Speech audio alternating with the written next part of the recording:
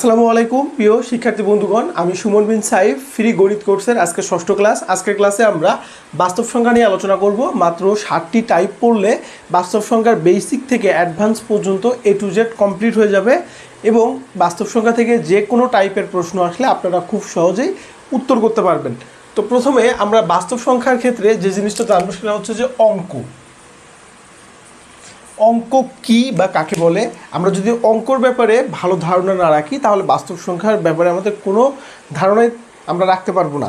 অঙ্ক হচ্ছে হিসাব নিকাশ বা গণনার কাজে যে সকল চিহ্ন বা প্রতীক ব্যবহার করা হয় তাকে অঙ্ক বলে। তাহলে গণনা বা হিসাব নিকাশের সুবিধার্থে যে সকল চিহ্ন বা প্রতীক ব্যবহার করি, কি করি?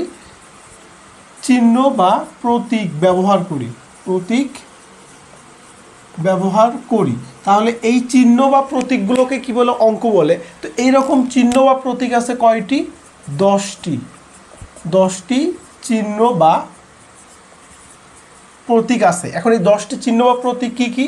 0, 1, 2, 3, 4, 5, 6, 7, 8, 9। তাহলে 0 থেকে 9 পর্যন্ত এই 10টি চিহ্ন বা প্রতীককে অঙ্ক বলা হয়। এইখানে সব থেকে ছোট হচ্ছে 0, সব থেকে ছোট অঙ্ক বা প্রতীক হচ্ছে 0, সব থেকে বড় হচ্ছে 9, সব থেকে বড় হচ্ছে কি? 9। তাহলে আমরা অঙ্কের ব্যাপারে যেগুলো জানলাম, অঙ্ক কি? যে হিসাব নিকাশ ও গণনার কাজে যে সকল চিহ্ন বা প্রতীক আমরা দৈনন্দিন জীবনে ব্যবহার করি সেগুলোকে অঙ্ক বলে। অঙ্কর এই যে চিহ্ন বা প্রতীকগুলো ব্যবহার করি এগুলো হচ্ছে মোট 10টি। সে 10টি কি কি? 0, 1, 2, 3, 4, 5, 6, 7, 8, 9। তাহলে 0 থেকে 9 পর্যন্ত এই 10টি চিহ্ন বা প্রতীক। সব থেকে ছোট হচ্ছে 0, সব থেকে বড় হচ্ছে কত? 9। এখন আমরা অঙ্কের প্রকারভেদ দেখব। দেখেন, অঙ্ক হচ্ছে 2 প্রকার। অঙ্ক কত প্রকার? অঙ্ক হচ্ছে 2 প্রকার। একটি হচ্ছে সার্থক অঙ্ক, সার্থক অঙ্ক, আরেকটি হচ্ছে সাহায্যকারী অঙ্ক, সাহায্যকারী অঙ্ক। আচ্ছা, সার্থক অঙ্ক কি? যে নিজে নিজে কি করতে পারে? সংখ্যা গঠন করতে পারে, সংখ্যা গঠন করতে পারে। আর যে পারে না, তাহলে 1, 2, 3, 4, 5, 6, 7, 8, 9 আর সাহায্যকারী হচ্ছে 0। তাহলে আমরা একটু অঙ্কের প্রকারভেদটা দেখে নিই। অঙ্ক হচ্ছে 2 প্রকার। একটি হচ্ছে সার্থক অঙ্ক। সার্থক অঙ্ক কাজে বলা হয় যে নিজে নিজে সংখ্যা গঠন করতে পারে বা যার নিজের সক্রিয় মান আছে। সাহায্যকারী অঙ্ক কাদের বলে? যারা নিজে নিজে সংখ্যা গঠন করতে পারে না কিন্তু সংখ্যা গঠনে সাহায্য করে। সার্থক অঙ্ক কয়টি? মোট 9টি। 1, 2, 3, 4, 5, 6, 7, 8, 9 এগুলো হচ্ছে আমাদের সার্থক অঙ্ক। আর সাহায্যকারী অঙ্ক কত? 0। এই পর্যন্ত আমাদের অবশ্যই খুব ভালোভাবে বুঝতে হবে। এখন দেখব টাইপ 1, বৃহত্তম ও ক্ষুদ্রতম সংখ্যা গঠন। আচ্ছা, এই সংখ্যা গঠনের আগে আমাদের সংখ্যা জিনিসটা কি এইটা বুঝতে হবে। দেখেন, প্রথমে আমরা সংখ্যা নিয়ে একটা আলোচনা করি। সংখ্যা, সংখ্যা কি? সংখ্যা হচ্ছে এক বা একাধিক অঙ্ক নিয়ে গঠিত। সংখ্যা কি হয়? দেখেন, সংখ্যা হচ্ছে এক বা একাধিক অঙ্ক নিয়ে গঠিত হয়। এখন যেহেতু সংখ্যার গঠন হয় কি দিয়ে? অঙ্ক দিয়ে। তাহলে যখন আমি বৃহত্তম সংখ্যা গঠন করব, বৃহত্তম সংখ্যা, যখন বৃহত্তম সংখ্যা গঠন করব তখন কি হবে? সংখ্যা কিভাবে গঠিত হচ্ছে? এক বা একাধিক অঙ্ক দিয়ে। তাহলে যখন বৃহত্তম সংখ্যা গঠন করব তখন অবশ্যই কি দিয়ে গঠিত হবে? বৃহত্তম অঙ্ক দিয়ে। এই টপিকটা একটু বুঝতে হবে। দেখেন, বৃহত্তম সংখ্যা মানে কি? বড় সংখ্যা। তাহলে সংখ্যা কিভাবে গঠিত হচ্ছে? অঙ্কের সমন্বয়ে। তাহলে যখন বৃহত্তম সংখ্যা গঠন করব তখন অবশ্যই বৃহত্তম বা বড় অঙ্ক দিয়ে গঠিত করতে হবে বা গঠন করতে হবে। তাহলে সব থেকে বড় অঙ্ক কত? 9 না? সব থেকে বড় অঙ্ক 9। তাহলে আমাকে যদি শুধু বলে বৃহত্তম সংখ্যা গঠন করতে হবে তাহলে আমি কি করব? আমাদের যে অঙ্কগুলো আছে এই 10টা অঙ্কের মধ্যে সব থেকে বড় কত? 9। তাহলে 9 দিয়ে আমাকে কি করতে হবে? সংখ্যা গঠন করতে হবে। যদি ক্ষুদ্রতম বলে, যে ক্ষুদ্রতম সংখ্যা বলতেই পারে ক্ষুদ্রতম সংখ্যা, তাহলে ক্ষুদ্রতম সংখ্যা কিভাবে গঠিত হবে? ক্ষুদ্রতম অঙ্ক দিয়ে। ক্ষুদ্রতম কি দিয়ে? অঙ্ক দিয়ে। তাহলে ক্ষুদ্রতম অঙ্ক কত? 0। আচ্ছা, এটা নিয়ে একটু কনফিউশন সবার থাকে, আমরা যখন করব তখন ক্লিয়ার করব। আপাতত এইটুকু আমরা বুঝি যে ক্ষুদ্রতম সংখ্যা গঠন করতে হবে কি দিয়ে? ক্ষুদ্রতম অঙ্ক দিয়ে। তাহলে ক্ষুদ্রতম অঙ্ক কত? 0। এখন প্রশ্ন হচ্ছে এই যে 0 হচ্ছে কি সাহায্যকারী অঙ্ক, 0 কি সাহায্যকারী অঙ্ক। এখন একটা বিষয় হচ্ছে যে সাহায্যকারী অঙ্ক কি করতে পারে না? নিজে নিজে কোনো সংখ্যা গঠন করতে পারে না। এই জন্য 0 এর পরিবর্তে প্রথমে কি নিতে হবে? 0 থেকে বড় কোনো সংখ্যা বা অঙ্ক। 0 থেকে বড় কি 1 না? তাহলে প্রথমে একটা 1 নিয়ে বাকি 0 নিয়ে সংখ্যা বা অঙ্ক গঠন করতে হবে। আমরা যখন এইটার অঙ্ক করব তখন আমরা ডিটেলস বলবো। তাহলে আমরা কি বুঝলাম যে বৃহত্তম সংখ্যা বা ক্ষুদ্রতম সংখ্যা কিভাবে গঠিত হবে? বৃহত্তম সংখ্যা গঠিত হবে বৃহত্তম অঙ্ক দ্বারা, ক্ষুদ্রতম সংখ্যা গঠিত হবে ক্ষুদ্রতম অঙ্ক দ্বারা। 5 অঙ্কের বৃহত্তম ও ক্ষুদ্রতম সংখ্যা কত? এখানে কি বলছে? 5 অঙ্কের বৃহত্তম সংখ্যা ও 5 অঙ্কের ক্ষুদ্রতম সংখ্যা। একটু খেয়াল করি, 5 অঙ্ক বলতে কি বোঝায়? 5টা অঙ্ক থাকবে এবং সেটা কি বৃহত্তম। এখন আমরা লিখব যে 5 অঙ্কের বৃহত্তম সংখ্যা।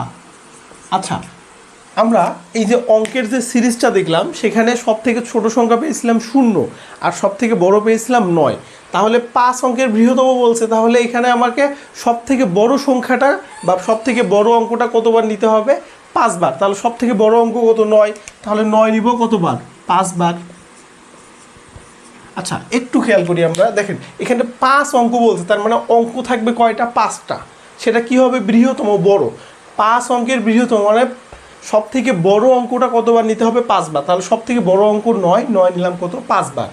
এখন একইভাবে 5 অঙ্কের যদি ক্ষুদ্রতম বলি, ক্ষুদ্রতম, তাহলে 5 অঙ্কের ক্ষুদ্রতম কি হবে? সব থেকে ছোট কত? 0 না? তাহলে হিসাব অনুসারে কি নেওয়া উচিত? সব থেকে যে ক্ষুদ্রতম যে সংখ্যা আছে সেটা কতবার নেওয়া উচিত? 5 বার। কিন্তু একটু খেয়াল করেন তো, এখানে যদি আমি 5টা শূন্যর মান কত বলেন তো? 5টা শূন্যর মান 0 না?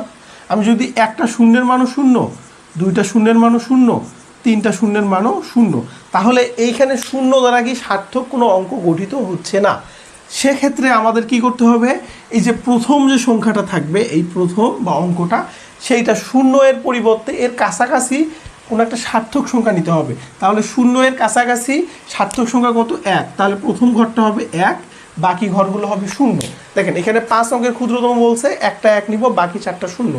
যদি এখানে 6 অঙ্কের কথা বলতো যে 6 অঙ্কের ক্ষুদ্রতম সংখ্যা, তাহলে কি করতাম? প্রথমে একটা 1 নিতাম আর 5টা কি নিতাম? 0। আশা করি বৃহত্তম ক্ষুদ্রতম সংখ্যা কিভাবে লিখতে হয় আমরা বুঝতে পেরেছি।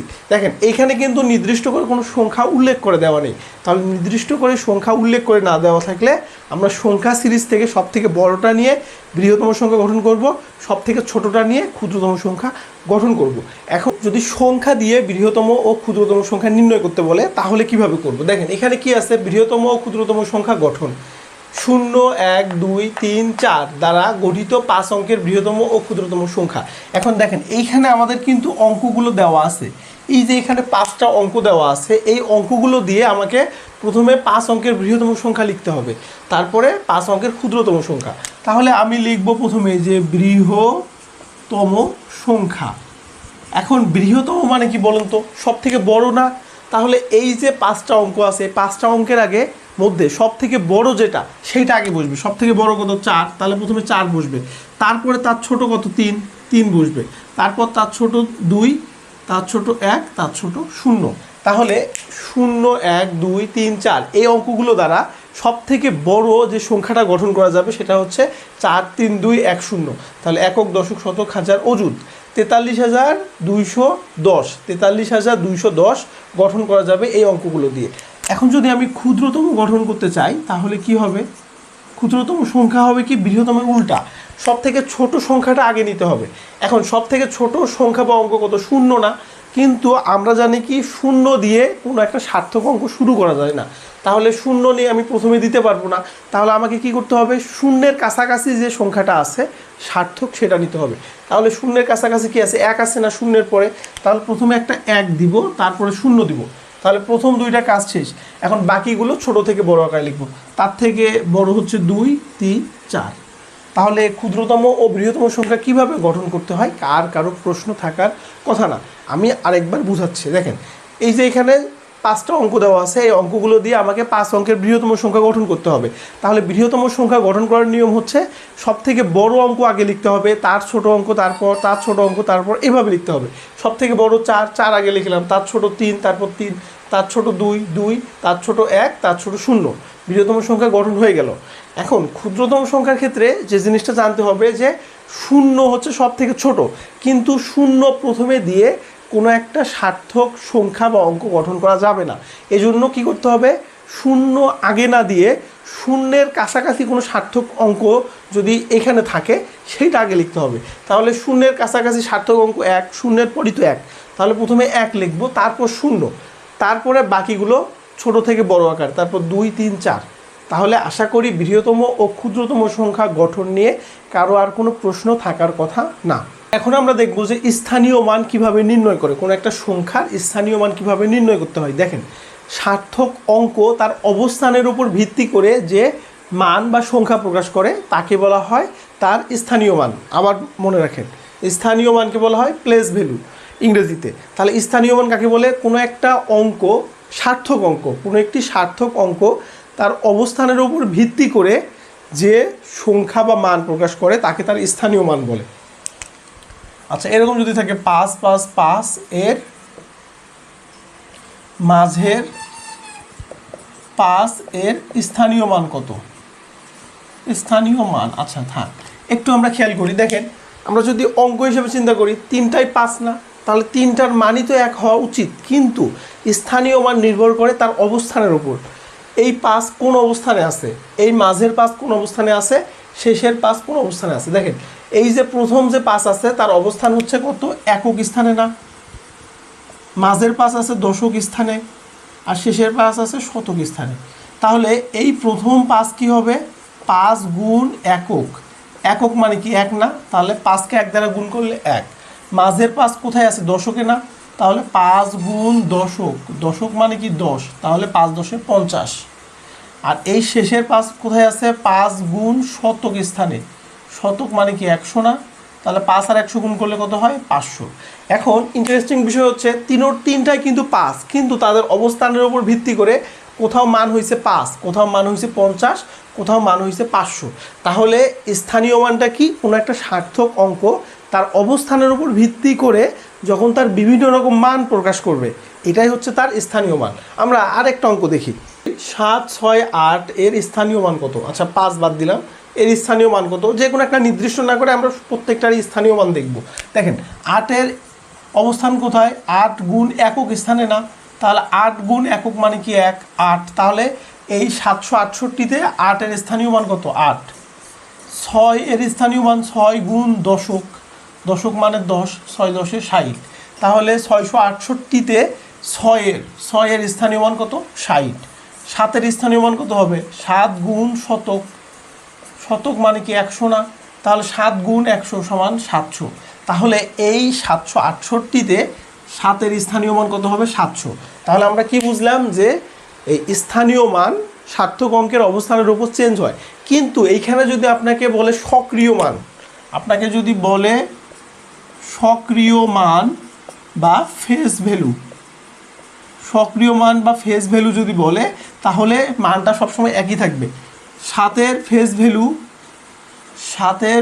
ভ্যালু বা সক্রিয় মান 7, যেখানে যাক না কেন 7। যখনই বলবে 7-এর সক্রিয় মান কত, 7-এর সক্রিয় মান হচ্ছে 7। 7-এর স্থানীয় মান কত, অবস্থানের উপর চেঞ্জ হয়ে যাবে, কখনো 7 হবে, কখনো 70 হবে, কখনো 700 হবে, কখনো 7000, মানে অবস্থানের উপর ভিত্তি করে করে তার মানটা চেঞ্জ হবে। আশা করি স্থানীয় মান এই টপিকটা নিয়ে আর কারো কোনো প্রশ্ন নেই। মৌলিক সংখ্যা নিয়ে আলোচনা করব। মৌলিক সংখ্যা কাকে বলে? মৌলিক সংখ্যা হচ্ছে যেই সকল সংখ্যাকে 1 এবং ওই সংখ্যা ছাড়া আর কোনো সংখ্যা দ্বারা ভাগ করা যায় না। দেখেন, মৌলিক সংখ্যা হতে গেলে দুইটা শর্ত হতে হবে। একটা হচ্ছে 1 থেকে বড় হবে, 1 থেকে বড় হতে হবে, আর একটা হচ্ছে দুইটি সংখ্যা দ্বারা ভাগ যাবে, দুইটি সংখ্যা দ্বারা ভাগ যাবে। এখন এই সংখ্যা দুইটি কি কি? একটা হচ্ছে যে 1 দ্বারা, আর একটা হচ্ছে ওই সংখ্যা যে সংখ্যাটাকে আমরা মৌলিক সংখ্যা কিনা যাচাই করব। তাহলে মৌলিক সংখ্যা হইতে গেলে দুইটা শর্ত মানতে হবে, যে সকল সংখ্যাকে অবশ্যই একের থেকে কি হতে হবে, বড় হতে হবে। 2 নাম্বার হচ্ছে দুইটি সংখ্যা দিয়ে, মাত্র দুইটি সংখ্যা দিয়ে ভাগ যাবে। একটি সংখ্যা হচ্ছে 1 দ্বারা ভাগ যাবে, আরেকটা হচ্ছে যে সংখ্যাটা আমরা মৌলিক না যৌগিক যাচাই করব সেই সংখ্যা। মৌলিক সংখ্যার কিছু উদাহরণ দিই আমি। দেখেন মৌলিক সংখ্যা কত, 2, 3, তারপরে 5, 7, তারপরে 11, 13, 17, 19, 23, তারপরে 29, 31, এরকম করে চলতেই থাকবে। আচ্ছা দেখেন এইখানে যে সংখ্যাগুলো আছে প্রত্যেকটা সংখ্যাকে আমরা, দেখেন 2কে আমি কি দ্বারা ভাগ করতে পারি, 2কে আমি 1 দ্বারা ভাগ করতে পারি, 2কে 2, 2কে আমি 2 দ্বারা ভাগ করতে পারি, 3কে আমি 1 দ্বারা ভাগ করতে পারি, 3কে 3 দ্বারা ভাগ করতে পারি। কেউ কি বলবে 3কে অন্য কোনো সংখ্যা দ্বারা আর ভাগ যায়? এখানে যদি আমি 11 কল্পনা করি, 11কে 1 দ্বারা ভাগ করা যায়, 11 ভাগ 1 সমান 11, 11কে 11 দ্বারা ভাগ করা যায়, এই যে 11 ভাগ 11 কাটাকাটি করলে কত হয়, 1। এই 11কে পৃথিবীতে আর কোনো সংখ্যা দ্বারা ভাগ যাবে না। তাহলে মৌলিক সংখ্যা হতে গেলে দুইটা শর্ত লাগবে, যে এই যে অঙ্কগুলো আছে অঙ্কগুলো কি হবে, অবশ্যই 1-এর থেকে বড় হতে হবে ফার্স্ট। সেকেন্ড হচ্ছে মাত্র দুইটা সংখ্যা দ্বারা ভাগ যাবে, একটা হচ্ছে 1 দ্বারা, এই মৌলিক সংখ্যা যতগুলো আসবে সবগুলো 1 দ্বারা ভাগ যাবে। আরেকটা হচ্ছে যে সংখ্যাটা মৌলিক বিচার করবো, যেমন আমি এই 13 মৌলিক কিনা, তাহলে কিভাবে বুঝবো, এই 13কে 13 দ্বারা ভাগ যাবে আর 1 দ্বারা ভাগ যাবে, আর অন্য কোনো সংখ্যা দ্বারা ভাগ যাবে না। এবং একটু নোট রাখতে হবে যে পৃথিবীতে একমাত্র জোড় ও সব থেকে ছোট মৌলিক সংখ্যা 2। অনেকবার প্রশ্ন এসেছে, পৃথিবীতে একমাত্র জোড়, যতগুলো মৌলিক জোড় সংখ্যা আছে সবগুলোই কিন্তু যৌগিক সংখ্যা, একটাও মৌলিক সংখ্যা না, শুধুমাত্র 2 ছাড়া যতগুলো জোড় সংখ্যা আছে। জোড় সংখ্যা কোনগুলো, যেমন 2, 4, 6, 8, 10, 12, 14, 16, 18, 20, 22, এগুলো কিন্তু জোড় সংখ্যা। বিজোড় সংখ্যা কোনগুলো, 1, 3, 5, 7, 9, 11, 13, 15, 17, 19, 21, এগুলো কি বিজোড় সংখ্যা। তাহলে পৃথিবীতে যতগুলো জোড় সংখ্যা আছে, যেমন আমি একটু লিখি যে 2, 4, 6, 8, 10 এরকম চলতে আছে, তাহলে এই 2 বাদ দিয়ে বাকি যতগুলো জোড় সংখ্যা আছে সবগুলোই যৌগিক সংখ্যা, শুধুমাত্র 2 হচ্ছে কি মৌলিক সংখ্যা। তাহলে পৃথিবীতে একমাত্র জোড় ও সব থেকে ছোট মৌলিক সংখ্যা কত, সব থেকে ছোট মৌলিক সংখ্যা হচ্ছে 2। তাহলে এই পয়েন্টটা আমরা একটু মনে রাখবো, পৃথিবীতে একমাত্র জোড় ও সব থেকে ছোট মৌলিক সংখ্যা হচ্ছে 2। পরীক্ষায় আসে যে 1 থেকে 100 পর্যন্ত কতটি মৌলিক সংখ্যা আছে, বা 1 থেকে 50টি, বা 50 থেকে 51 থেকে 100টি। আচ্ছা আমরা একটু দেখি যে 1 থেকে 100 পর্যন্ত মৌলিক সংখ্যা আছে কয়টি, 15টি। তাহলে 1 থেকে 50 পর্যন্ত, 1 থেকে 50 পর্যন্ত মৌলিক সংখ্যা আছে কতটি, 15টি। আবার 51 থেকে 100 পর্যন্ত মৌলিক সংখ্যা আছে হচ্ছে 10টি। তাহলে এই যে 1 থেকে কত পর্যন্ত, 100 পর্যন্ত, 1 থেকে 100 পর্যন্ত মৌলিক সংখ্যা কতটি, 25টি। দেখেন এটা থেকে অনেক সময় প্রশ্ন থাকে, 1 থেকে 50 পর্যন্ত মৌলিক সংখ্যা আছে 15টি, 51 থেকে 100 পর্যন্ত মৌলিক সংখ্যা হচ্ছে 10টি। তাহলে 1 থেকে 100 পর্যন্ত মৌলিক সংখ্যা কয়টি আছে, 25টি। এখান থেকে অনেক সময় প্রশ্ন থাকে। এখন আমরা কিভাবে জানবো যে কোন সংখ্যা থেকে কোন সংখ্যা পর্যন্ত, যেমন এরকম অনেক প্রশ্ন আসে যে 1 থেকে 31 পর্যন্ত কতটি মৌলিক সংখ্যা আছে, বা এরকম আসতে পারে যে হচ্ছে 31 থেকে 71 পর্যন্ত কতটি মৌলিক সংখ্যা আছে। আসলে আমরা কি তখন 31-এর পর কত আছে, 33 আছে কিনা, 34 কিনা, 35 এইভাবে গুনবো? আসলে এইভাবে গুনে আমরা কিন্তু পরীক্ষার হলে কখনো বের করতে পারবো না। যদি আসে 31 থেকে 71, তাহলে আমাদের কি 31 থেকে 71 পর্যন্ত যতগুলো সংখ্যা আছে সবগুলো কি একে একে ভাগ করে বিচার বিশ্লেষণ করে দেখার সময় কি আদৌ পরীক্ষার হলে আছে? না। আমরা একটা টেকনিক অবলম্বন করব, একটা টেলিফোন নাম্বার মুখস্থ রাখবো। এই মুখস্থ রাখতে পারলে আমাদের খুব সহজে 5 থেকে 7 সেকেন্ডের মধ্যে আমরা বের করতে পারবো। সেই টেলিফোন নাম্বারটা আমরা একটু লিখবো। খেয়াল করেন, আমি একদম মাঝে দিলাম 3, দুই পাশে 2টা করে 2 দিব। দেখেন একদম মাঝে 3 দিলাম, আমি ডান পাশে 2টা 2 দিলাম, বাম পাশে 2টা 2 দিলাম, তারপর ডান পাশে দিব 3, 2, 1, আর সামনে দিব 2টা 4। মুখস্থ করার প্রয়োজন নাই, একটু অনুভব করলেই হবে। আমি একদম মাঝে একটা 3 দিব, ডান পাশে 2টা 2, বাম পাশে 2টা 2, ডান পাশে 3 2 1, বাম পাশে 2টা 4। এই সিম্পল ট্রিক, মুখস্থ করার কিছু নাই, আপনারা এইভাবে 2 বা 3 বার খাতায় লিখলে আপনার এমনি মনে হয়ে যাবে। এখন এইটার অর্থ কি দেখেন, এই প্রথম 4-এর অর্থ হচ্ছে 1 থেকে 10 পর্যন্ত, 1 থেকে 10 পর্যন্ত কি আছে, 4টি মৌলিক সংখ্যা আছে। 1 থেকে 10 পর্যন্ত কয়টি মৌলিক সংখ্যা আছে, 4টি। এই 4-এর মানে হচ্ছে 11 থেকে 20 পর্যন্ত মৌলিক সংখ্যা আছে কয়টি, 4টি। এই 2-এর মানে হচ্ছে 21 থেকে 30 পর্যন্ত, অর্থাৎ ক্রমিক অনুসারে প্রথম 4 মানে কি 1 থেকে 10 পর্যন্ত 4টি মৌলিক সংখ্যা, দ্বিতীয় 4 মানে 11 থেকে 20 পর্যন্ত 4টি, এই 3 নম্বর সংখ্যা মানে কি 21 থেকে 30 পর্যন্ত আছে কয়টি, 2টি। তারপরে এই 2 মানে হচ্ছে 31 থেকে 40 পর্যন্ত কয়টি আছে, 2টি। এই 3 মানে হচ্ছে 41 থেকে 50 পর্যন্ত আছে 3টি। এই 2 মানে হচ্ছে 51 থেকে 60 পর্যন্ত 2টি। এই 2 মানে হচ্ছে 61 থেকে 70 পর্যন্ত 2টি। মানে আমি ক্রমিক সিরিয়াল অনুসারে আগাচ্ছি। এই 71 থেকে 80 পর্যন্ত 3টি। এই 2 মানে হচ্ছে 81 থেকে 90 পর্যন্ত 2টি। আর এই 1 মানে হচ্ছে 91 থেকে 100 পর্যন্ত 2টি। এবং একটি হচ্ছে কি 97।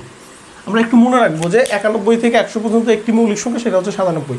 তাহলে আমরা এই টেলিফোন নাম্বারটা যদি আমরা মনে রাখি, খুব সহজে আমরা বের করতে পারবো। দেখেন, প্রথম 4 মানে 1 থেকে 10 পর্যন্ত 4টি মৌলিক সংখ্যা, দ্বিতীয় 4 মানে 11 থেকে 20, তৃতীয় 4 মানে 21 থেকে 30। এরকম করে সিরিয়াল করে আমরা কিন্তু মনে রাখতে পারবো।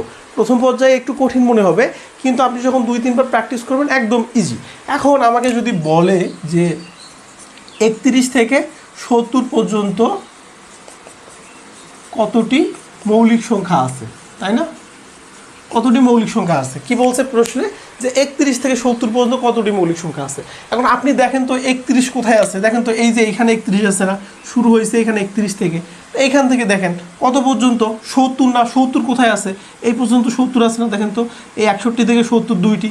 এখন এই 31 থেকে আপনি শুরু করলেন, এখান থেকে শেষ করবেন কোথায়, এখানে। তাহলে দেখেন মাঝে কি আছে, এই 2, তাহলে 31 থেকে 40 আছে 2টা, তারপরে হচ্ছে 41 থেকে 50 আছে 3টা, 51 থেকে 60 আছে 2টা, 61 থেকে 70 আছে কয়টা, 2টা। এখন এই মৌলিক সংখ্যাগুলো যোগ করে, 2 আর 3 5, 5 আর 2 7, 7 আর 2 9। তাহলে 31 থেকে 70 পর্যন্ত মৌলিক সংখ্যা আছে কয়টি, 9টি। এইভাবে যে কোনো সংখ্যা দেখ, আপনি বললাম তো 10 সেকেন্ডের মধ্যে সমাধান করতে পারবেন। খালি আপনাকে এই যে টেলিফোন নাম্বারটা লিখতে যতক্ষণ লাগবে ততক্ষণ জাস্ট আপনার অঙ্কটা হোল্ড করতে হবে। এখান থেকে যদি আপনাকে বলে যে হচ্ছে ধরেন হচ্ছে 51 থেকে 90, 51 থেকে 90 পর্যন্ত কতটি আছে, দেখেন 51 শুরু হয়েছে কোথায়, এখান থেকে না, তাহলে 2, আর 90 কোথা থেকে শুরু হয়েছে, এখান থেকে 90 শেষ হয়েছে। তাহলে এই যে 2 আর 2 4, 4 আর হচ্ছে 3 হচ্ছে কত, 7, 7 আর 2 9, কতটি আছে, 9টি। তাহলে 51 থেকে 90 পর্যন্ত মৌলিক সংখ্যা আছে কয়টি, 9টি। আপনারা এইটা বাসায় প্র্যাকটিস করবেন এবং নিজেরা যদি যা বই আছে বিগত সালের বইগুলো থেকে এই টাইপের অঙ্কগুলো দেখবেন, খুব সহজে আপনারা অ্যান্সার করতে পারবেন। আচ্ছা, একটা প্রশ্ন আছে, সেটা হচ্ছে যে পর্যন্ত, আর একটা হচ্ছে মধ্যে, এই দুটো কিন্তু একটু বুঝতে হবে। এখানে যদি থাকে যে 1 থেকে 10 পর্যন্ত, আর কি থাকবে 1 থেকে 10 এর মধ্যে।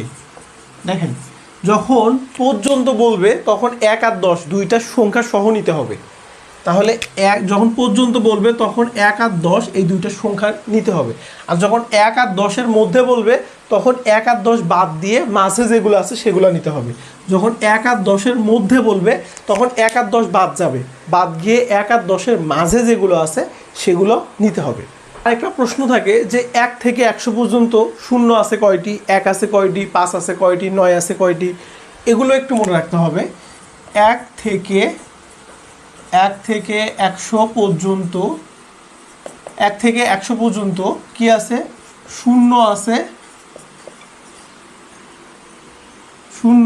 11টি। আচ্ছা,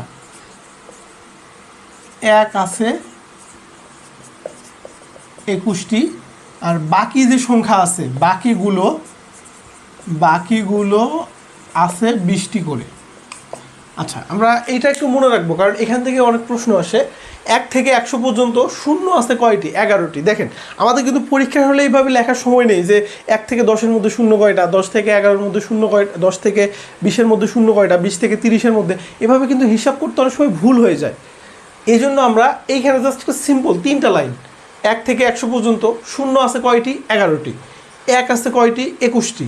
বাকি অঙ্কগুলো কি আছে? 2 3 4 5 6 7 8 9, এই বাকি অঙ্কগুলো আছে কয়টি করে? 20টি করে। এই জিনিসটা একটু মুখস্থ রাখবেন, তাহলে পরীক্ষার হলে আনডাউটলি আপনি রাইট অ্যান্সারটা দিতে পারবেন। আর যদি পরীক্ষার হলে এভাবে বের করতে চান তাহলে অনেক সময় ভুল হয়ে যায়। টাইপ 3-এ আমরা দেখব জোড় ও বিজোড় সংখ্যা।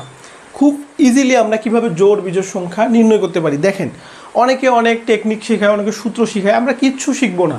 আমরা জাস্ট যেটুকু আগে পড়েছি সেইটুকু দিয়েই কিভাবে বের করতে হয় আমরা সেই জিনিসটা শিখবো। দেখেন, জোড় মানে কি? যাদের কি 2 দ্বারা ভাগ করা যায়, 2 দ্বারা কি যায়? ভাগ যায়, তাই না? নিঃশেষে বিভাগ যাবে, কোনো অবশিষ্ট থাকবে না। আর হচ্ছে 2 দ্বারা ভাগ যায় না। তাহলে জোড় আর বিজোড় সংখ্যা কি? যাদের 2 দ্বারা ভাগ যায় সেটা হচ্ছে জোড়, আর যাদের 2 দ্বারা ভাগ যায় না সেটা হচ্ছে বিজোড়। যেমন আমি যদি 8কে 2 দ্বারা ভাগ করি তাহলে কি হবে? 4 দুগুণে 8, 4। তাহলে 8 হচ্ছে আমার কি? বিজোড় সংখ্যা। কিন্তু আমি যদি এখানে 9কে 2 দ্বারা ভাগ করতে চাই, ভাগ যাবে? 4 দুগুণে 8, 1 অবশিষ্ট থাকে, তাহলে ভাগ যাচ্ছে না। যে সকল সংখ্যাকে 2 দ্বারা নিঃশেষে ভাগ যাবে বা বিভাজ্য হবে সেগুলো জোড় সংখ্যা। আর যে সকল সংখ্যাকে নিঃশেষে বিভাজ্য হবে না 2 দ্বারা ভাগ করলে, সেই সকল সংখ্যা হচ্ছে বিজোড় সংখ্যা। এখন প্রশ্নে যদি থাকে কিভাবে নির্ণয় করব, দেখেন আপনাদের আমি কোনো সূত্র কিচ্ছু শেখাবো না, আমি একটা অঙ্ক বোর্ডে লিখবো, অঙ্কটা আপনারা দেখবেন, আপনারা নিজেরাই বুঝবেন যে এই টাইপের অঙ্ক যদি আপনি বোঝেন তাহলে আপনাকে কোনো কিছুই মনে রাখতে হবে না, জাস্ট এই জিনিসটা মনে রাখলেই হবে। এখন আমরা একটা অঙ্ক দেখব, এই অঙ্কটা দেখলে আমরা কিভাবে জোড় এবং বিজোড় নির্ণয় করতে হয় সেটা আমরা বুঝতে পারবো। যদি এ ও বি উভয়ই জোড় সংখ্যা হয়, খুবই ইম্পর্টেন্ট, দেখেন এও জোড় বিও জোড়, তাই বলছে এ ও বি উভয় জোড় সংখ্যা হয়, তাহলে নিচের কোনটি বিজোড় সংখ্যা? একটু খেয়াল করবেন। এখন আমাকে কি করতে হবে? আমরা তো যারা চাকরির প্রিপারেশন নিচ্ছি তারা তো এইটুকু জানি যে 1 থেকে 10 পর্যন্ত কোনটা জোড় কোনটা বিজোড়। যদি আমি জোড় বলি, জোড় কোনগুলো? জোড় হচ্ছে 2 4 6 8 10। যদি বিজোড় বলি, বিজোড় কোনগুলো? বিজোড় হচ্ছে 1 3 5 7 9, আর প্রয়োজন নাই, এটুকু জানলেই হবে আমার। তাহলে এখানে প্রশ্নে কি বলছে? যদি এ ও বি উভয় জোড় সংখ্যা হয় তাহলে এও জোড় হবে বিও জোড় হবে। আমি কি করব যে এই এ বির জায়গায় আমি যে কোনো জোড় সংখ্যা ধরে নিব, যত ছোট ধরবো তত ক্যালকুলেশন সহজ হবে, ইজিলি করতে পারবো। আমি যে কোনো জোড় সংখ্যা ধরতে পারি। এখন আপনার ক্যাপাসিটির উপর নির্ভর করবে। আপনি যদি ছোট ছোট সংখ্যা ধরেন, যেমন 2 4 ধরেন, তাহলে আপনার কি ক্যালকুলেশন যোগ বিয়োগ ছোট হবে, আপনি ইজিলি অ্যান্সার করতে পারবেন। আপনি যদি 10 14 20 22 যে কোনো সংখ্যা ধরেন, আপনি যদি বড় সংখ্যা ধরেন তখন কি হবে? আপনার ক্যালকুলেশন বড় হবে। তো আমরা কি করব যে এইখানে যে মানের কথা বলা থাকবে আমরা সেটাই ধরে নিব। যদি এ ও বি উভয় জোড় সংখ্যা হয় তাহলে আমরা এর জায়গায় একটা জোড় সংখ্যা ধরবো, বির জায়গায় একটা। আমরা এর জায়গায় কি ধরলাম? সব থেকে ছোট 2 ধরলাম, বির জায়গায় ধরবো কত? 4। তাহলে 2 4 জোড় সংখ্যা হয়, তাহলে নিচের কোনটি? অবশ্যই বিজোড়। তাহলে এখানে 4টা অপশন আছে না? তাহলে কোনটা বিজোড় হবে সেটা নির্ণয় করতে হবে। আমরা কি করব? এই মানগুলো বসাই দিব। এর মান ধরলাম 2 যোগ 2 গুণ বির মান ধরলাম কত? 4। তাহলে 4 দুগুণে 8 আর 2 10। 10 কি বিজোড় সংখ্যা? না, 10 হচ্ছে জোড় সংখ্যা, তাহলে এই নাম্বার বাদ। খ নাম্বার দেখি, এর মান কত? 2, বির মান কত? 4 যোগ 1। তাহলে 4 দুগুণে 8 আর এখানে 9, 9 কি? অবশ্যই বিজোড় সংখ্যা, তাহলে খ নাম্বার রাইট। আমরা ঘ নাম্বার দেখি, তাহলে এই এর মান কত? এর মান 2 যোগ বির মান 4, তাহলে কত হবে? 6। 6 হচ্ছে জোড় সংখ্যা। আচ্ছা, 2 গুণ এ, তাহলে এর মান কত? 2 যোগ বির মান কত? 4। 2 দুগুণে 4, 4-এর সাথে 4 যোগ করলে হয় কত? 8। 8 হচ্ছে জোড় সংখ্যা, তাহলে ঘ নম্বরও হবে না। আমরা কিভাবে করলাম একটু ভালো করে মনোযোগ দিবেন। দেখেন, প্রশ্নে বলা আছে যদি এ ও বি উভয়ই জোড় সংখ্যা হয় তাহলে এও জোড় বিও জোড়। আমরা কি করব? এ বির পরিবর্তে আমরা ছোট ছোট জোড় সংখ্যাগুলো ধরে নিব। আপনি 2 4 ধরতে পারেন, বা 4 6 ধরতে পারেন, বা 6 8, যে কোনো জোড় সংখ্যা ধরতে পারেন। আমি বলেছি ছোট জোড় সংখ্যা ধরলে আপনার যোগ বিয়োগ ছোট হবে। তাহলে আমি এ আর বির জায়গায় কী করব? এই যে কোনো 2টা জোড় সংখ্যা ধরে আমি মান বসাই দিব। এর মান ধরলাম 2, বির মান ধরলাম হচ্ছে 4। এখন আপনি এইগুলোতে মান বসাই দেন, দিয়ে দেখেন কোন মানটা জোড় আসে। যেটা জোড় আসবে সেটাই রাইট অ্যান্সার। মূলদ এবং অমূলদ সংখ্যা কি এবং কিভাবে নির্ণয় করব? দেখেন, মূলদ সংখ্যা মানে কি? যে সকল সংখ্যাকে p/q আকারে প্রকাশ করা যায়। কি করা যায়? প্রকাশ করা যায়। আচ্ছা, p/q আকার কি? p হচ্ছে আমরা লব আর q হচ্ছে হর, অর্থাৎ লব এবং হর আকারে প্রকাশ করা যায়। এবং এটাকে যদি আমরা দশমিক আকারে প্রকাশ করি, কি আকারে, পি কিউ হচ্ছে সাধারণ ভগ্নাংশ, যদি দশমিক আকারে প্রকাশ করি তাহলে কি থাকবে, সসীম মান পাওয়া যাবে। সসীম কি মান পাওয়া যাবে, সসীম মান পাওয়া যায়। আচ্ছা, সসীম বলতে কি বোঝায়, যে মানের শুরু আছে এবং শেষ আছে। একটু মনোযোগ দিয়ে শুনেন, মূলদ সংখ্যা কাকে বলে, যে সকল সংখ্যাকে পিকিউ আকারে প্রকাশ করা যায়, পিকিউ কি লব হর অর্থাৎ ভগ্নাংশে প্রকাশ করা যায়, তাকে কি বলা হয়, মূলদ সংখ্যা। এখন শুধু কি ভগ্নাংশই মূলদ সংখ্যা হবে না, এর বাইরে কি যদি আমরা দশমিক সংখ্যা দেখি, যেমন 1.5, এটাও কিন্তু মূলদ সংখ্যা। এখন দশমিক সংখ্যা হওয়ার শর্ত কি, যে এই দশমিকের পরে যে ঘরগুলো আছে সেগুলো সসীম হবে, অর্থাৎ দশমিক হলে সেটা কি হবে, সসীম মান পাওয়া যাবে। তাহলে এইখানে 2 হচ্ছে কি মূলদ সংখ্যা, কারণ 2কে কি পিকিউ আকারে প্রকাশ করা যায়, অবশ্যই, কারণ যদি 2 থাকে তাহলে আমরা ধরে নিই 2 এর নিচে একটা 1 থাকে, তাহলে 2/1 পিকিউ আকারে প্রকাশ হয়ে গেল না, তাহলে কি 2 মূলদ সংখ্যা। তারপরে আমরা যদি ধরি যে 5/8, এটা কি পিকিউ আকারে বা লব হর আকারে প্রকাশিত হইল, তার মানে এটাও কি, এইটাও হচ্ছে আমাদের মূলদ সংখ্যা। তারপরে হতে পারে যে 6-এর উপরে একটা আবৃত আছে, 0.6, তার উপর একটা পৌনঃপুনিক বা আবৃত আছে। দেখেন, যদি কোনো সংখ্যার উপর পৌনঃপুনিক থাকে তাহলে সেই সংখ্যাটাও কি হবে, অবশ্যই সেটা কি হবে, মূলদ সংখ্যা। আমরা একটু নোট নিয়ে রাখবো, তাহলে এরকম যদি থাকে 0.0012, 2-এর উপর যদি পৌনঃপুনিক থাকে, উপরে ফোঁটা থাকে, তাহলে যে সকল সংখ্যার উপরে এরকম পৌনঃপুনিক বা ফোঁটা থাকবে উপরে, তাদেরকে বলা হয় পৌনঃপুনিক সংখ্যা বা আবৃত সংখ্যা। সে সকল সংখ্যাগুলো কি মূলদ সংখ্যা। আচ্ছা, মূলদ তো বুঝলাম, অমূলদ কি, এই মূলদের বিপরীতে হচ্ছে অমূলদ, যাদেরকে কি পিকিউ আকারে প্রকাশ করা যায় না, আকারে প্রকাশ করা যায় না। আচ্ছা, অথবা যদি রুট থাকে, রুটের ক্ষেত্রেও কাহিনী আছে, সেটা পরে বলতেছি। মূল সংখ্যা হচ্ছে যাদের পিকিউ আকারে প্রকাশ করা যায় না। এবং যদি দশমিক থাকে, দশমিক কি হয়, অসীম হয়। কি হয়, দশমিকের পরে মানগুলো কি হয়, অসীম। যেমন কেমন থাকতে পারে, 0.17532178 এরকম ডট ডট থাকবে। যদি এরকম দশমিকের পর এরকম ডট ডট চিহ্ন থাকে, এই ডট ডট চিহ্ন মানে কি, এইটা অসীম পর্যন্ত চলমান। তাহলে এইটা যেহেতু অসীম পর্যন্ত চলমান, তাহলে এটা কি হবে, অমূলদ সংখ্যা। যেমন আমরা যদি √2 এর মান বলি, √2 এর মান কিন্তু 1414 ডট ডট ডট, তাহলে এই যে যদি √2 আপনি ক্যালকুলেটরে চাপ দেন, এরকম অসংখ্য মান চলে আসবে, মান চলতেই থাকবে। তাহলে এই টাইপের যে মানগুলো আছে, যেমন এর মান আছে, √3, পাইয়ের মান, তো এই টাইপের যে মানগুলো আছে এগুলোকে বলা হয় অমূলদ সংখ্যা। তাহলে মূলদ সংখ্যার অমূলদ সংখ্যা কি বুঝলাম, যে সকল সংখ্যাকে পিকিউ আকারে বা ভগ্নাংশ আকারে বা দশমিক আকারে প্রকাশ করা যায়, এবং এই দশমিক হলে তার মানটা কী হবে, সসীম হবে। অর্থাৎ আমরা যেমন 1.5, 1.785 এরকম কি হবে, সসীম হবে, তাদেরকে বলা হয় মূলদ সংখ্যা। মূলদ সংখ্যার ক্ষেত্রে যে সকল পৌনঃপুনিক সংখ্যা সেগুলো মূলদ। তাহলে কোনো সংখ্যার উপর যদি আবৃত বা পৌনঃপুনিক থাকে, সেই সংখ্যাটাকে আমরা কি বলবো, মূলদ সংখ্যা বলবো। আচ্ছা, অমূলদ সংখ্যার ক্ষেত্রে কি হবে, যে সকল সংখ্যাকে পিকিউ আকারে বা লব হর আকারে প্রকাশ করা যায় না। আর দশমিকের ক্ষেত্রে তারা কি হয়, অসীম পর্যন্ত বিস্তৃত হয়। যেমন এই যে 0.17532 শেষ পর্যন্ত কি ডট ডট চলে আসছে, তাহলে যখনই ডট ডট মানে কি, এটা অসীম পর্যন্ত কি থাকবে, বিস্তৃত। তাহলে এইরকম সংখ্যাকে বলা হয় অমূলদ সংখ্যা। যেমন √2, √3, পাই, এই মানগুলো কি, এই মানগুলো হচ্ছে আমাদের অমূলদ সংখ্যা। 5, ক্রমিক সংখ্যার বর্গের অন্তর নির্ণয় করা শিখব। দেখেন, ক্রমিক সংখ্যার বর্গের অন্তর মানে কি, এখানে দুইটা সংখ্যা থাকতে পারে, একটা হচ্ছে যে বড় সংখ্যা, একটা ছোট সংখ্যা। বড় সংখ্যা নির্ণয় সূত্র হচ্ছে বর্গের অন্তর যোগ 1/2, ছোট সংখ্যা নির্ণয় সূত্র হচ্ছে বর্গের অন্তর -1/2। অর্থাৎ বড় সংখ্যার ক্ষেত্রে +1 হবে, ছোট সংখ্যার ক্ষেত্রে -1 হবে। আচ্ছা, আমরা একটা অঙ্ক দেখি, তাহলে আমরা খুব সহজে বুঝতে পারবো যে কী টাইপের অঙ্ক থাকে, এবং এখান থেকে কিন্তু মাস্ট প্রশ্ন থাকে। দুইটি ক্রমিক সংখ্যার বর্গের অন্তর 199 হলে সংখ্যা দুটি কত। এখানে 199-এর পরিবর্তে যে কোনো সংখ্যা থাকতে পারে, ডাজেন্ট ম্যাটার, যে কোনো সংখ্যায় থাক না কেন, আমরা কি করব, সূত্র অ্যাপ্লাই করব। তাহলে কি বের করতে বলছে, সংখ্যা দুইটি কত, তাহলে বড় সংখ্যাটি সূত্র কি, বর্গের অন্তর যোগ 1/2। আচ্ছা, বর্গের অন্তর কত, 199 না, 199 যোগ 1/2। তাহলে 199-এর সাথে 1 যোগ করলে হয় কত, 200, 200 থেকে 200-কে 2 দ্বারা ভাগ করলে কত হয়, 100।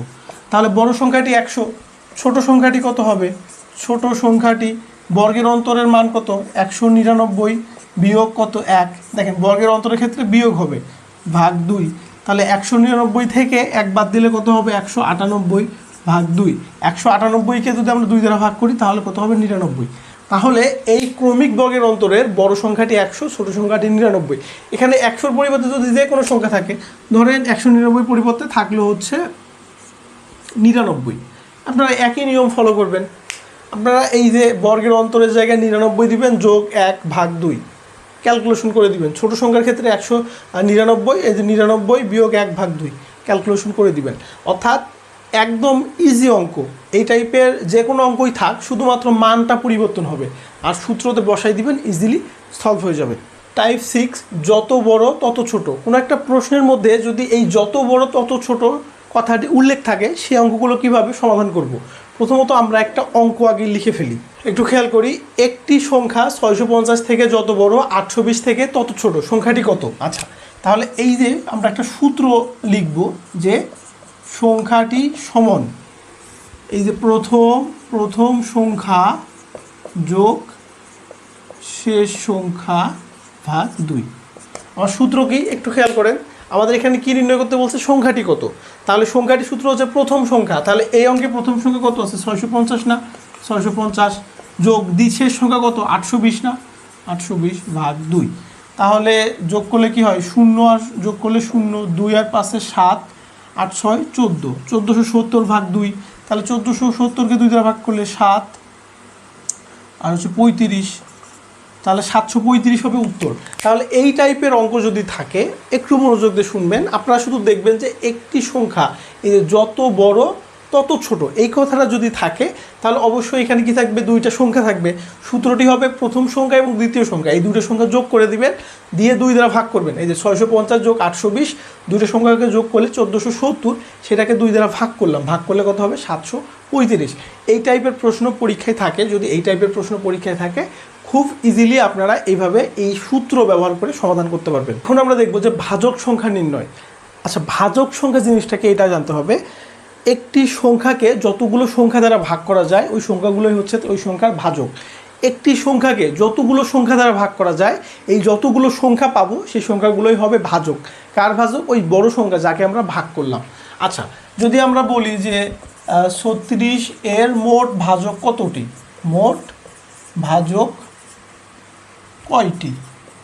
আচ্ছা, এটা প্রশ্ন আসলো, তাহলে এর অর্থ কি 36কে মোট কতগুলো সংখ্যা দ্বারা ভাগ যায়?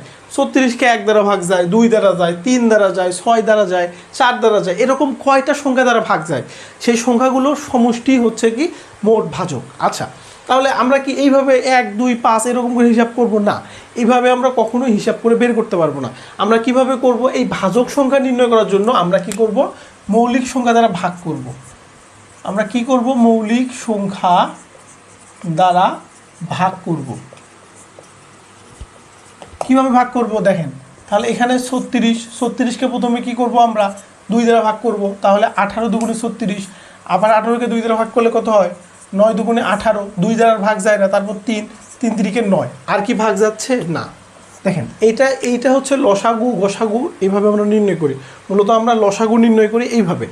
এখন লসাগু কীভাবে নির্ণয় করতে হয় এগুলো আমরা 4 5 থেকে অলরেডি শিখে এসেছি, তারপরেও আমরা একটু দেখি যে আমরা কি করব, প্রথমে 36-এর ভাজক বা উৎপাদকগুলো বের করব। 2 দ্বারা ভাগ করব, 18 দুগুণে 36, 18কে আবার 2 দ্বারা ভাগ করলে 9 দুগুণে 18, 9কে আর 2 দ্বারা ভাগ যায় না, তাহলে 3 দ্বারা ভাগ করব, 3 3কে 9। তাহলে এখন উৎপাদক কি, এই যে 2 গুণ 2, এই যে 2 2 নিচেরগুলো উৎপাদক যেগুলো দিয়ে ভাগ দিলাম, দেখেন তো 3 3 না। আচ্ছা, এখন এই যে 2টা 2 গুণ আছে, তার মানে কি 2 এর উপর 2 পাওয়ার। দেখেন আমি কিন্তু ইতোমধ্যেই সূচক, লগ ও সূচকের একটা ক্লাস নিয়েছি, সেই ক্লাসটা অবশ্যই দেখবেন, তাহলে বুঝতে পারবেন 2টা 2 থাকলে কেন 2 এর উপর পাওয়ার 2 হচ্ছে গুণ। এখানে 3টা 3 গুণ করলে পাওয়ার কি হবে, 3 এর উপর কি হবে 2 হবে। এখানে 2টা 3 আসার জন্য 3 এর উপর পাওয়ার হলো কত 2। এখন আমার কাজ হচ্ছে এই যে পাওয়ার যেগুলো আছে এগুলোর সাথে 1 যোগ করতে হবে, তাহলে 2 যোগ 1, এই গুণটা এখানে আসবে 2 যোগ 1, তাহলে 2 আর 1 3 গুণ 3, তাহলে 3 3কে 9। তাহলে এই 36-এর মোট ভাজক সংখ্যা কয়টি? 9টি। আমরা আরেকটা অঙ্ক দেখি যে 72-এর মোট ভাজক কয়টি। তাহলে কি করব, 72-এর আগে উৎপাদক বিশ্লেষণ করব। 2 দ্বারা ভাগ করলে 36 দুগুণে 72, আবার 2 দ্বারা করলে 18 দুগুণে 36, আবার 2 দ্বারা ভাগ করলে 9 দুগুণে 18, 3 তিরিকে 9। তাহলে এখন আমাদের উৎপাদক কি? 2 গুণ 2 গুণ 2, এই যে 3টা 2 আছে না প্রথমে, তারপর 3টা 2টা 3। আচ্ছা, এখানে যে উৎপাদকগুলো ছিল যেটা দিয়ে ভাগ করলাম সেগুলো এখানে সিরিয়াল করে লিখলাম। এখানে 2 আছে কয়টা? 3টা না, তাহলে 2-এর উপর 3 পাওয়ার গুণ, এখানে 3 আছে 2টা, তাহলে 3-এর উপর কত পাওয়ার? 2 পাওয়ার। তাহলে এই যে 3 যোগ 1 গুণ, এখানে 2 যোগ 1, তাহলে 3 আর 1 4 গুণ 2 আর 1 3, তাহলে 3 4 12। তাহলে এখানে কি আছে? 72-এর মোট ভাজক আছে কয়টি? 12টি। এইভাবে খুব সহজে যে কোনো সংখ্যা থাকে আমরা এরকম মৌলিক সংখ্যা দ্বারা ভাগ করে করে আমরা এই পর্যায়ে নিয়ে আসবো। তারপর উৎপাদকগুলো গুণাকারে লিখবো। তারপরে দেখবো একই রকম উৎপাদক কয়টা আছে, জয়টা থাকবে পাওয়ার হিসাবে তত চলে আসবে। তারপরে আমরা পাওয়ারগুলোর সঙ্গে 1 যোগ করে দিয়ে এইভাবে গুণ করে আমরা মোট ভাজক সংখ্যা বের করতে পারি।